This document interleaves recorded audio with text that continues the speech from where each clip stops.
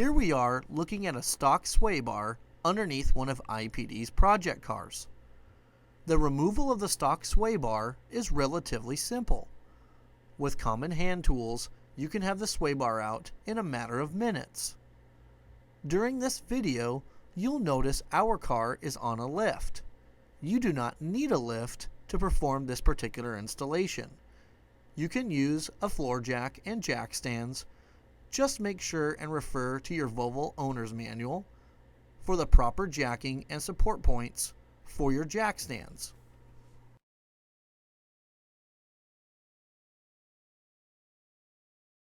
This kit consists of a larger 25mm rear sway bar. It's made out of 4140 chromoly steel. It incorporates forged ends and finished off with a durable blue powder coat.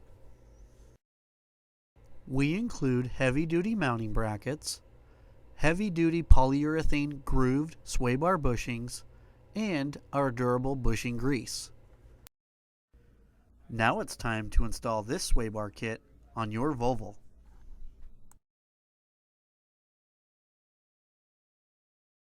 With the vehicle supported securely and the suspension hanging at full droop, we're going to start at the end link assembly.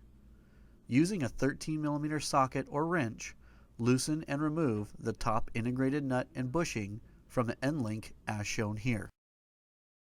Go ahead and perform the same step on the opposite end link assembly. The next step is to remove the sway bar mounting brackets. There are two mounting brackets, one on the driver's and passenger side. Each bracket has two bolts that need to be removed.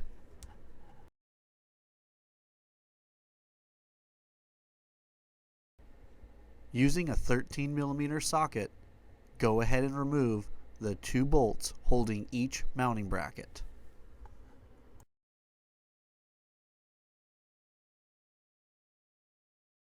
Now that you've removed the bolts holding the mounting brackets, the sway bar can be removed from the vehicle. You can leave the mounting brackets and bushings on the sway bar. You will not need them for the installation of your new bar.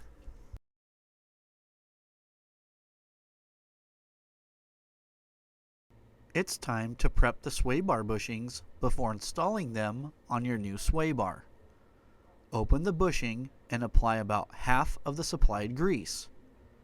Using your finger, spread the grease evenly inside the bushing. The grooves in the bushing will help retain the grease once installed on your sway bar. Once the bushings are properly greased, install the bushing on the outside of the locating rings located on the sway bar. Before we install the new sway bar, let's take a quick look under the vehicle. We still have the factory end links installed, minus the upper integrated nut and bushing assembly. We're going to mount the sway bar in the same location the factory bar was in, using our new heavy-duty mounting brackets. The heavy-duty mounting brackets will be installed using the same bolts that were in the stock mounting brackets. Now it's time to mount your new sway bar.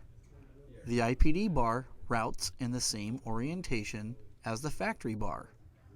Feed the ends of the sway bar over the rear control arm.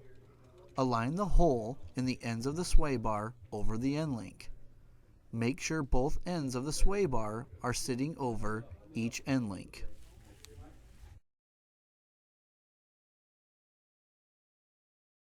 The IPD rear sway bar can only be mounted one way.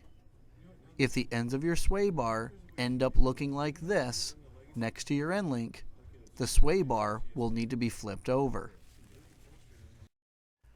Now that the sway bar ends are sitting on the end links correctly, it's time to install the sway bar mounting brackets. Install the IPD heavy-duty sway bar mounting bracket over the IPD bushings. Align the upper and lower holes in the mounting bracket with the threaded holes on the factory mounting location.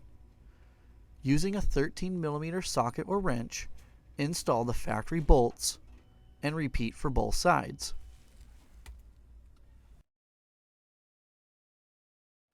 Using a 13mm socket or wrench, reinstall the integrated nut and bushing assembly on the top of the end link.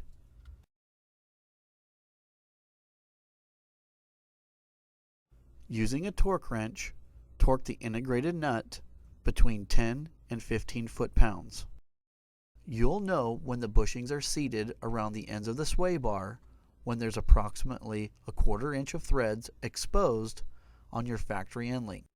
Repeat the same process for the other end link. Before you lower the car back onto the ground, go back over all the nuts and bolts and ensure they're tightened to the appropriate torque specifications. After the inspections, go for a drive. And remember, once you drive for a few miles, we recommend rechecking your work. Drive safe, and we hope you enjoy your new sway bar kit.